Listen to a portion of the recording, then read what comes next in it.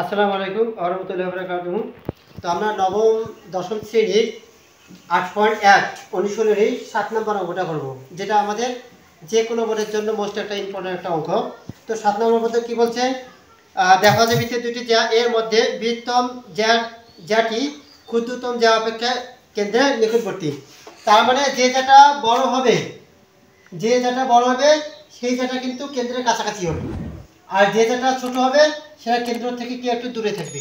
তো আমাদের বলছে যে এখানে ধরে নিচ্ছি ও বৃত্তের কেন্দ্র এবং এ বি ও সিডি দুটি যা এদের মধ্যবিন্দু এম ও এন, তাহলে এ বি যেটা সিডি যাচ্ছে বড়, তাহলে প্রমাণ করতে হবে যে তাহলে অবশ্যই ও এনটা ও এম এর চেয়ে বড় হবে।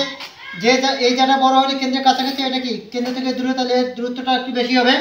তো আমরা যদি প্রমাণ করব তাহলে এখানে ও এন লম্ব এ বি এবং ও এন লম্ব সিডি।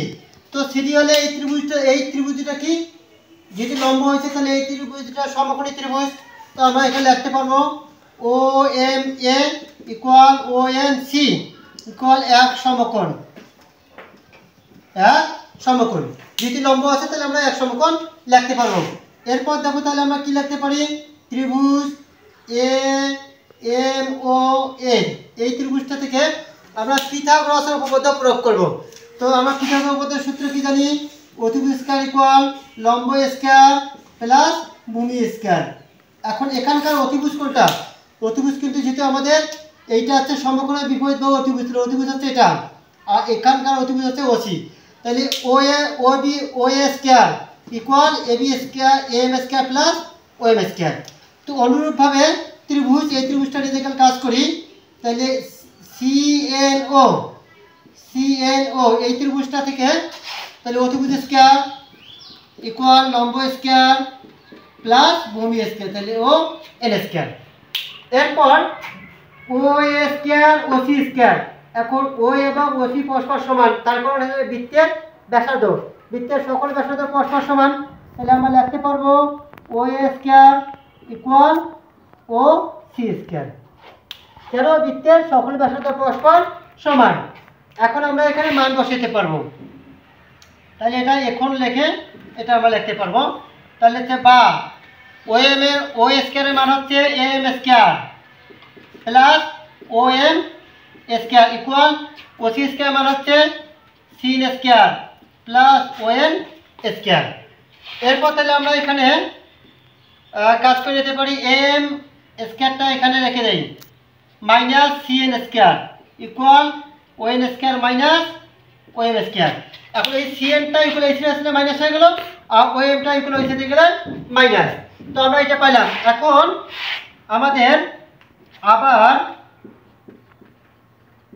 আমাদের কিন্তু উদ্দীপক বলি দিয়েছে যে কোনো একটা যা সমান হবে। তাহলে আমাদের এখানে এ বি যেটা যেহেতু সিডি যাচ্ছে বড়, তাহলে আমরা লিখতে পারবো এ বি সিডির চেয়ে বড়। তাহলে এই জায়গায় আমরা কাজ করতে পারবো, এখানে হাফ দ্বারা গুণ করে নেই, half A B half CD, এটা আসলো।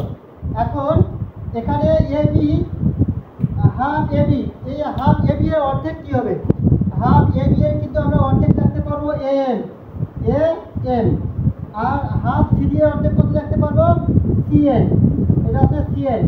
এখন যদি আমরা এখানে বর্গ করে নেই তাহলে বর্গ করা যাবে এম স্কয়ার সিএন স্কয়ার।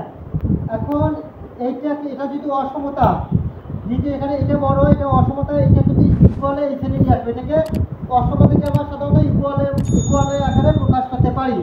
তাহলে A M square minus CN square, তাহলে এখানে কোথাও হবে 0 হবে। তাহলে বা M square minus CN square কি লেখা যায়, O N square minus O M square, তাহলে O N square minus O M square, 0 থেকে মানটা বড়। তাহলে বা ও এন স্কয়ারটা এখানে রেখে দেয়, ও এম স্কয়ার থেকে ওইখানে নিয়ে যায়, তাহলে প্লাস হয়ে গেল ও এম স্কয়ার, স্কয়ার থেকে কেটে নেই, তাহলে অতএব ও এম স্কয়ার বড়। তার মানে আমরা এইটা আমাদের প্রমাণিত। আমরা যে যাটা কেন্দ্রের কাছাকাছি থাকবে তার কেন্দ্র থেকে দূরত্বটা ছোট হবে, আর যেটা কেন্দ্র থেকে দূরবর্তী বা যে যাটা ছোট হবে তার কেন্দ্র থেকে তার দূরত্বটা কী হবে, বেশি হবে। তো এটাই আমাদের প্রমাণিত।